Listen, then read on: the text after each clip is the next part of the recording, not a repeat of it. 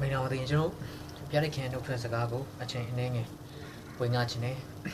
ဒီနေ့ညကျွန်တော်ဝင်ငါမယ့်အရာကယောမဩဝါဒစာအခန်းကြီး1ထဲကအရာနဲ့ကျွန်တော်အနေငယ်ဝင်ငါမှာဖြစ်တယ်။ကျမ်းစာကပြောထားတယ်။ဖောက်ပြန်သောသူတွေဖောက်ပြန်သောအရာတွေကေတင်ရှင်မဟုတ်တဲ့အရာတွေကိုကူးကွယ်နော်ကူးကွယ်နေတဲ့သူတွေယုံကြည်နေတဲ့လူဒီကမ္ဘာလောကမှာဒုနေတည်းရှိတယ်ဆိုတဲ့အရာကျမ်းစာပြောတယ်နော်ဒါကြောင့်မိတ်ဆွေသင်ကခရစ်တော်ကိုယုံကြည်လက်ခံတော်သူဖရာသခင်ရဲ့သားသမီးနော်ကုသိုလ်ကောင်းမှုတွေမလုပ်ဘဲနဲ့တရားကျင့်ခြင်းတရားထိုင်ခြင်းမရှိဘဲနဲ့ခရစ်တော်ရဲ့ကေတင်ခြင်းကိုသင်ကရရှိတယ်ကေတင်ခြင်းကိုခံရတော်သူဖြစ်တယ်ကောင်းကင်ကိုရောက်တော်သူဖြစ်တယ်ငရေကနေလွတ်ပြောက်တော်သူဖြစ်တယ်ဆိုတာကိုသင်သိရင်အဲ့ဒီအတိုင်းသင်ဖြစ်နေတယ်ဆိုရင်သင်ကခရစ်တော်ရဲ့ကေတင်ခြင်းဝါပြောခြင်းတည်စကားကိုသင်ဟောကြားပါဟောပြောပါဝင်ငါပါတက်တဲ့ခံမှာလို့ပြောချင်တယ်ဘယ်သူကြားမှာလဲလောကလူသားတွေကြားထဲမှာနော်တင့်အနေနာမှာတင့်တငယ်ချင်းတွေမှာနော်ဒီနေ့မြင်တွေ့နေတဲ့လက်လန်းမြင်နေတဲ့လူပဝင်းချင်အတိုင်းဝိုင်းမှာလောကဖျားကိုကိုးကွယ်နေတဲ့လူအများကြီးရှိတယ်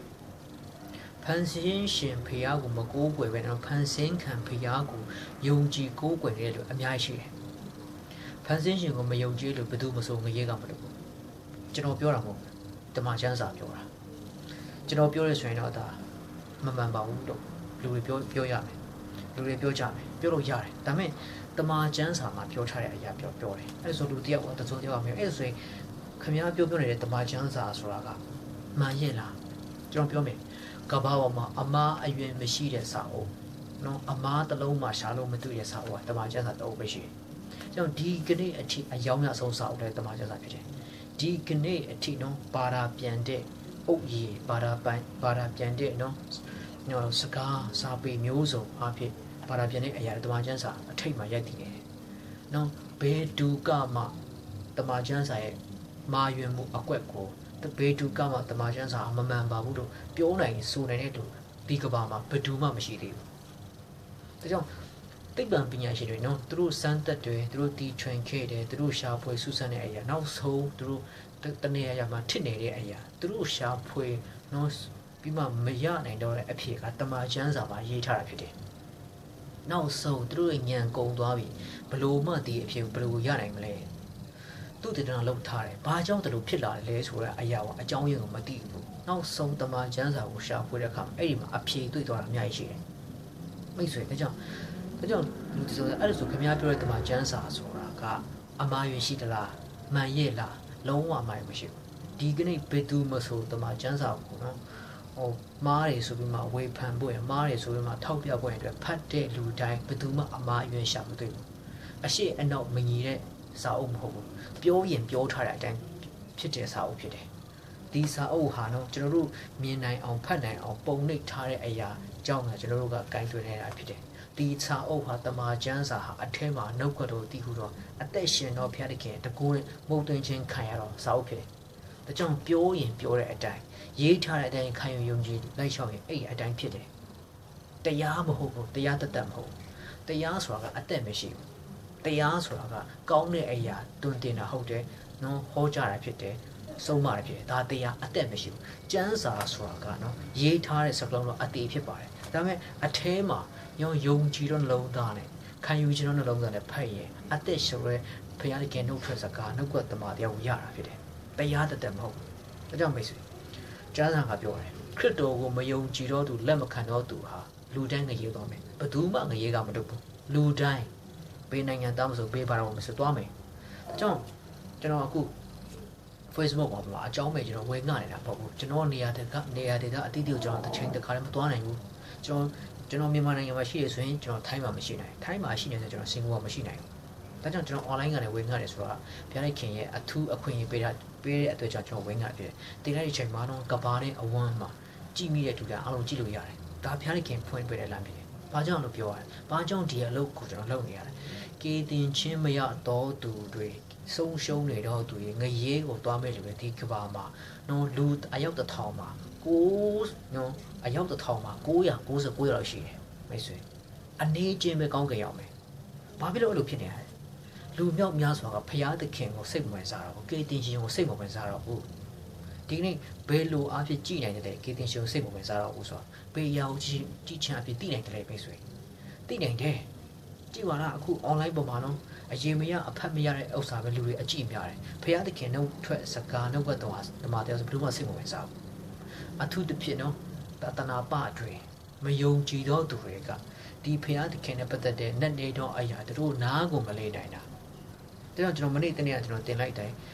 နှုတ်ကတော်တရားတစ်ခုကိုမယုံကြည်သောသူတွေကြည့်မိတယ်ထင်တယ်အတယောက်က comment ပေးတာဘာဖြစ်လဲပုံပြင်လားတဲ့ကျွန်တော်အရင်ရည်ကျင်နေတာဘာလို့လဲကျွန်တော်ပြောတဲ့စကားကိုသူကမြန်မာစကားကိုနားမလည်လို့မဟုတ်ဘူးကျွန်တော်ဆိုလိုရင်ကိုသူကနားမလည်လို့ဘာလို့နားမလည်လဲအထဲမှာဝိညာဉ်တော်မရှိဘူးဖန်ဆင်းသောအရှင်ကေတင်သောအရှင်အသက်ကိုရှင်ပြန်ပေးသောအရှင်နော်ထမြောက်စေသောအရှင်တကိုးနဲ့ပြုပြင်သောအရှင်ဆိုရက်နော်နံဝိညာဉ်တီးဟူသောတဆူတီးသောအတုမရှိအနိုင်မဲ့တော့နော်ဝိညာဉ်တော်ဘုရားကိုသူကမရရှိတဲ့အတွက်ကြောင့်သူ့အထဲမှာဝိညာဉ်တော်ဘုရားမရှိတဲ့အတွက်ကြောင့်သူကနဲ့နေတော့ဝိညာဉ်တပါးတရားကိုကျွန်တော်ပြောတဲ့အရာသူကနားမလည်နိုင်ဘူးဒါကြောင့်သူကပုံပြင်လာတယ်ကြောက်မိတ်ဆွေရုံးမဩဝါဒစာမှာပြောထားတယ်ဆိုအခန်းကြီး1အငယ်27မှာတစ်ချက်ဖတ်မယ်နောက်ပြီးမှ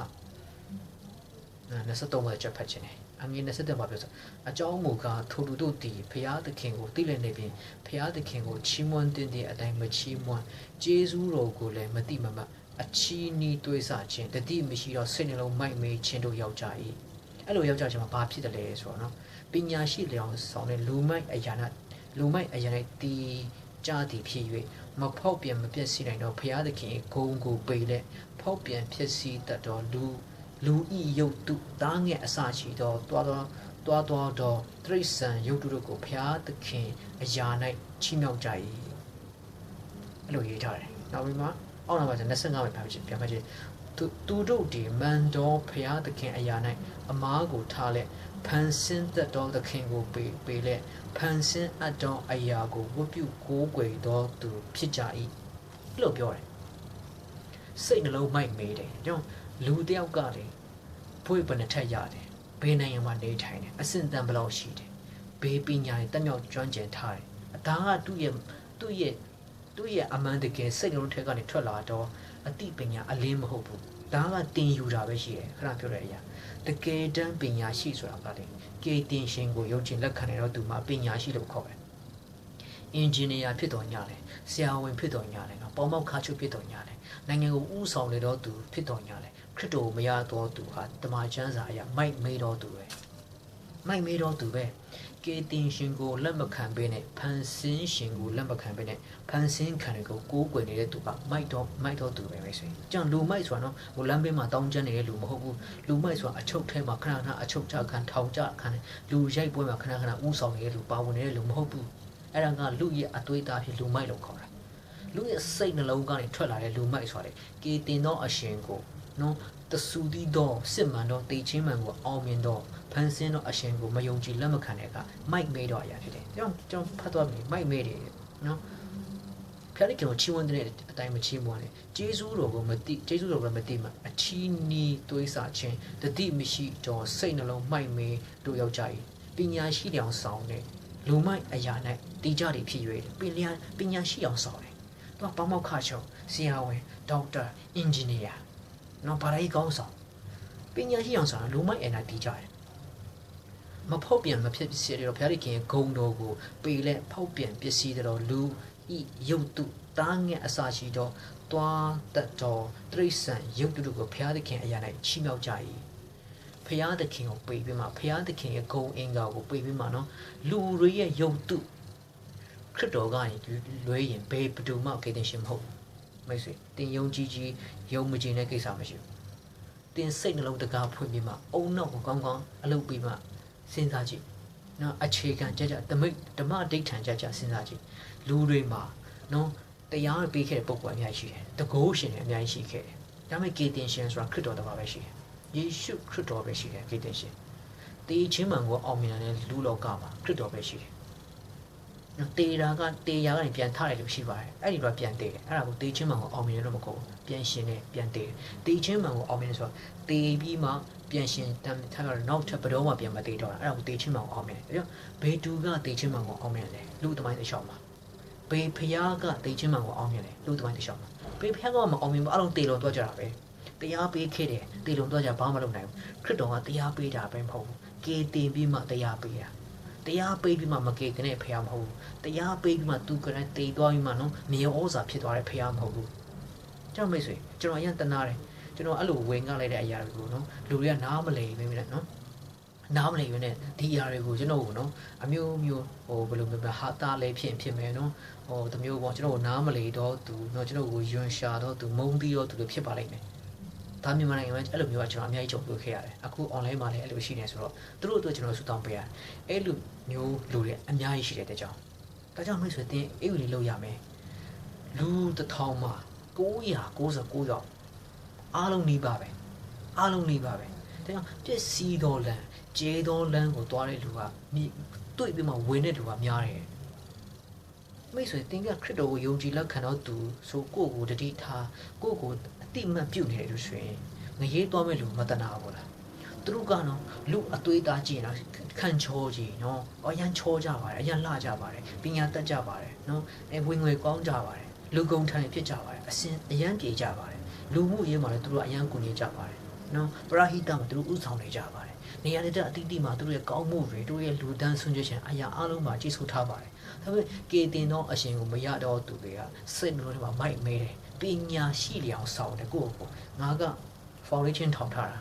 ငါကအရန်ပေးကန်းလူဒန်းတာငါကသူမြောက်ကအရန်လမ်းပြတာငါကလေဗရိုက်အရန်ကိုင်းဆိုင်တာ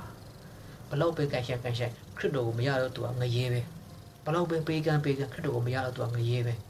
တော့မိတ်ဆွေကျွန်တော်ကဘဒုရဲ့မျက်နှာကိုလည်းထောက်ဆရာမလို့ဘူးဒါကြောင့်ဘဒုကမှလည်းကျွန်တော်ငရဲမသွားစေချင်ဘူးအခုကျွန်တော်ပြောတဲ့အရာနားထောင်စေချင်တဲ့လူတွေကကျွန်တော်ရဲ့ဆွေမျိုးလည်းမတော်ဘူးကျွန်တော်ရဲ့ညီကိုမောင်နှမလည်းမတော်ဘူးကျွန်တော်မိဘလည်းမဟုတ်ဘူးကျွန်တော်အမုန်းခံပြီးပြောနေရတာပါလေသူတို့ပြောင်းနေပြီးမှသူတို့ကောင်းငင်ရောက်ရင်သူတို့အတွက်ပဲသူတို့ငရဲသွားလေကျွန်တော်ဆုံးရှုံးမှာမဟုတ်သူတို့ကောင်းကင်ရောက်လေနော်သူတို့အတွက်ပဲကျွန်တော်နားထောင်နေဖြစ်စေနားမထောင်နေဖြစ်စေသူတို့ကြိုက်တယ်ဖြစ်စေမကြိုက်တယ်ဖြစ်စေသူတို့လက်ခံတယ်ဖြစ်စေလက်မခံတယ်ဖြစ်စေကျွန်တော်ကတော့ဝင်ရရမယ်ဒါကျွန်တော်ရဲ့ကိုယ်ပိုင်ခံယူချက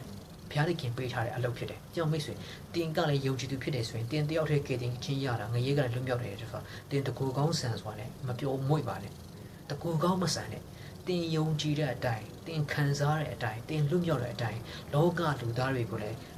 လွတ်မြောက်စေခြင်းနဲ့ခံစားစေခြင်းနဲ့ဆိုရင်တင်ခရစ်တော်ရဲ့ဧဝံဂေလိသတင်းစကားကေတင်ချင်းလမ်းကြောင်းကိုတင်ဖွင့်ပြပါဟောကြားပါတွင်တင်ပါတက်တည်ခံပါတင်ကလည်းမယုံကြည်တော့သူတွေနဲ့အတူတူပေါင်းတင်ဆက်ဆံနဲ့တွာလာလှုပ်ရှားတယ်ခရစ်တော်နဲ့ပတ်သက်တဲ့အကြောင်းတင်နည်းနည်းမှမပြောဘူးဆိုရင်တင်ကဘာယုံကြည်သူလဲဘာယုံကြည်သူလဲယုံကြည်သူဆိုတာယုံကြည်တဲ့အတိုင်းသက်တည်နမိတ်လက္ခဏာပေါ်ထွက်လာတဲ့အရာကိုယုံကြည်သူလို့ခေါ်တယ်ဘာမှလည်းမထွက်လာဘူးသူနဲ့ပေါင်းတယ်နော်ရမ်းကြပြီအသက်ရှင်တဲ့ဘုရားသခင်ရဲ့အကြောင်းကိုသူ့အားဖြင့်ခွင့်မကြားရဘူးဆိုရင်အဲ့ဒါမယုံကြည်သောယုံကြည်သူဆိုတဲ့နာမည်ခံရလို့ဖြစ်တယ်နော်ကျမ်းစာအရင်ရှင်းတာပဲနော်သူတို့ဒီမန်တော်ဘုရားသခင်အရာ၌အမားကိုထားလက်ဖန်ဆင်းတော်သခင်ကိုပေးလက်ဖန်ဆင်းအတော်အရာတို့ကိုဝတ်ပြုကိုးကွယ်တော်သူဖြစ်ကြ၏နော်မန်တော်အရာတဆူတီးတော်တေချင်းမှန်ကိုအမေတော်ဖန်ဆင်းတော်အရှင်ကေတင်တော်အရှင်ဘုရားသခင်ဆိုတာတဆူပဲရှိတယ်အများကြီးမရှိအဲ့ဒီဘုရားသခင်တဆူတော်အရာကိုဖေးပြီးမှတော့ဖန်ဆင်းအတော်ဖန်ဆင်းတော်အရှင်ကိုပေးပြီးမှဖန်ဆင်းအတော်လောကဘုရားတွေကိုနော်ရုပ်တုစင်တုတို့ကိုကိုးကွယ်နေကြတယ်မိတ်ဆွေကျွန်တော်ပြောမယ်ကျွန်တော်ကအယုတ်တစ်ခုထုလို့လိုက်တယ်အဲ့ဒီအယုတ်ကိုကျွန်တော်ကိုးကွယ်တယ်ဆိုကျွန်တော်ကမိုက်တော်သူပဲဆရာဝန်ဖြစ်နေပါစေမိုက်တော်သူပဲကျွန်တော် engineer အဆောက်အရန်လာအောင်ကျွန်တော်နော်အရန်ဆွဲတယ်ခိုင်ခန့်အရန်ဆွဲတယ်ဒါမှကျွန်တော်ကိုယ်တိုင်ထုလုပ်ထားတယ်ဒါမှမဟုတ်လည်းတငယ်ချင်းတယောက်ကဒါမှမဟုတ်လူတယောက်ကဒါမှမဟုတ်နိုင်ငံခြားကနေတော့တစုံတယောက်ပြောကျွန်တော်လူတွေထုလုပ်ထားတဲ့အယုတ်ကိုကျွန်တော်ကိုးကွယ်နေဆိုရင်ကျွန်တော်ကလူမိုက်ပဲအပေါ်ရမတော့ဖွဲ့ရပါတယ်နော် engineer ဖြစ်ပါတယ်တသေးတကြွဖြစ်ပါတယ်ဘာလဲကောင်းဆောင်ဖြစ်ပါတယ်ဒါပေမဲ့ဘာမှမဟုတ်လေကျွန်တော်လောက်တောင်တော့ရုပ်ထုလေသူကကျွန်တော်ချမ်းသာပြောထားပြီလေနော်လူသားရုပ်ထုသားငယ်အစာရှိတော့တွားတတ်တော်တရိษံဤရုပ်ထုတို့ကိုဖျားသခင်အရာ၌ချီးမြှောက်ကြ၏တဲ့ဖျားသခင်ဘသူလဲဆိုသူတို့ကောင်းကောင်းစဉ်းစားသိတယ် ယေရှုခရစ်တော်ကတည်ခြင်းမှန်ကိုအောင်မြင်နေဆိုသူတို့ကောင်းကောင်းစဉ်းစားသိတယ်ဒါပေမဲ့အဲ့ဒါကိုသူတို့ကမိုက်တော်စိတ်နှလုံးအပြင်ငါတို့နဲ့မဆိုင်ဘူးငါတို့ကခရိယာမှမဟုတ်တာခရစ်တော်ကတော့ကိုးကွယ်ဆရာမှမလို့ဒါကြောင့်အဲ့ဒါကိုပိတ်ပြီးမှတော့ရုပ်တုစင်းတို့သူတို့ရှိမှထားပြီးကိုးကွယ်တာအဲ့ဒါဘာလို့လဲဆရာဝန်တွေအင်ဂျင်နီယာတွေတထေးသားတွေစင်ရေးသားတွေလူဒန်းစားမျိုးစုံနိုင်ငံမျိုးစုံလူမျိုးစုံပါဝင်တယ်။ညောင်မိတ်ဆွေ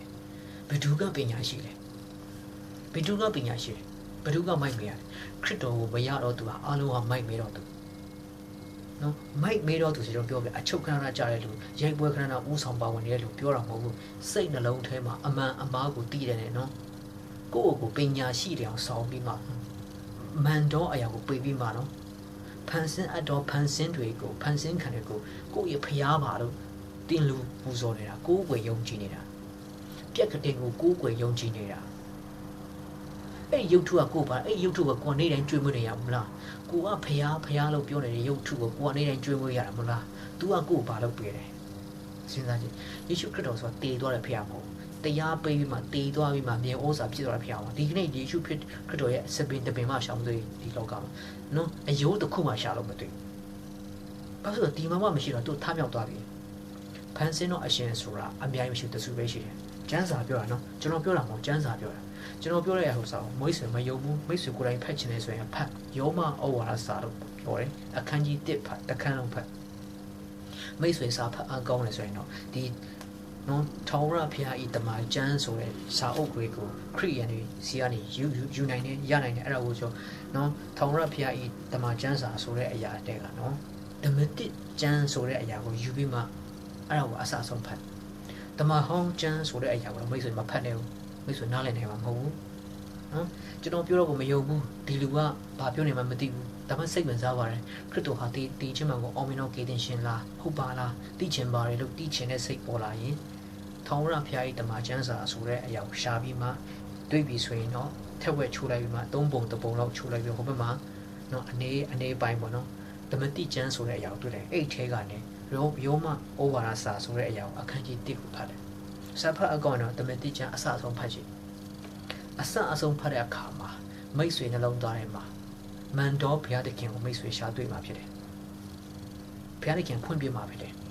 ်သူ့ကိုရှာဖွေစူးစမ်းတဲ့အခါမှာစိတ်နှလုံးအကျွမ်းမဲ့နော်ဆန်ငတ်စွာရှာဖွေစူးစမ်းခေါ်ရတဲ့အခါမှာထူးတဲ့အတွေ့ခံတဲ့ဘုရားဖြစ်တယ်ဟိုစမ်းကျင်တယ်လို့ပါလို့မလုပ်နဲ့သူကတကိုးရှင်ဖြစ်တယ်သူဖန်ဆင်းလို့တင်ဖြစ်လာတာဖြစ်တယ်ဒါပေမဲ့တင့်ရဲ့စိတ်နှလုံးထဲကဇန်တတ်မပါတယ်သူကအတင်းတမမလုပ်ဘူး